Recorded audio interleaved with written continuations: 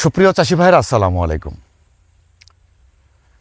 অধিক ঘনত্ব শিং মাছ চাষের পুকুরে প্লাঙ্কটন কেন হয়? এই প্লাঙ্কটনটা আসলে কি, অথবা এটা আমরা কি পদ্ধতিতে পরিষ্কার করলে সবচেয়ে ভালো হয়?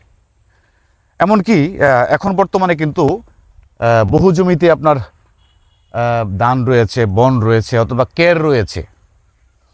ওই কেরগুলো থাকাকালীন অবস্থায় কিন্তু আপনি পানি পুকুর থেকে আউট করতে পারবেন না। এই প্লাঙ্কটনটাকে আপনি বাইরে ফেলতে পারবেন না। এই অবস্থায় এই প্লাঙ্কটনটা আপনি কীভাবে সরাবেন বা কীভাবে সরানো উচিত?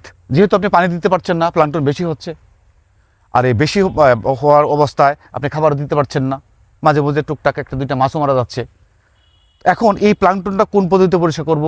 এই প্লাঙ্কটনটা কেন হয়, যেন কম হয় সেক্ষেত্রে করণীয় কী? টোটাল এই বিষয়টা নিয়ে 16তম পর্ব খুব দ্রুত আপনারা পেয়ে যাবেন পূর্ণাঙ্গ তথ্য নিয়ে। পাশাপাশি আপনারা অবগত রয়েছেন আমার দুইটি পুকুর রয়েছে, দুইটি পুকুর 25-25 করে 50 শতক। দুইটি পুকুরই আমি সীমান্ত মৎস্য হেসারি মুক্তাগাছা শহীদ ভাইখান থেকে রেনু নিয়ে চাষে গিয়েছিলাম। তো এই দুইটা পুকুরের আপডেট কী অবস্থা রয়েছে, কত লাইনে মাছটা এসেছে এবং আমার মাছটা এই পর্যন্ত কত টন খাবার গেছে, বিস্তারিত তথ্য নিয়ে 16তম পর্ব খুব দ্রুত আপনারা পেয়ে যাবেন। সে পর্যন্ত আপনারা ভালো থাকুন। আপনাদের সকলে সুস্বাস্থ্য এবং দীর্ঘায়ু কামনা করি। আসসালামু আলাইকুম।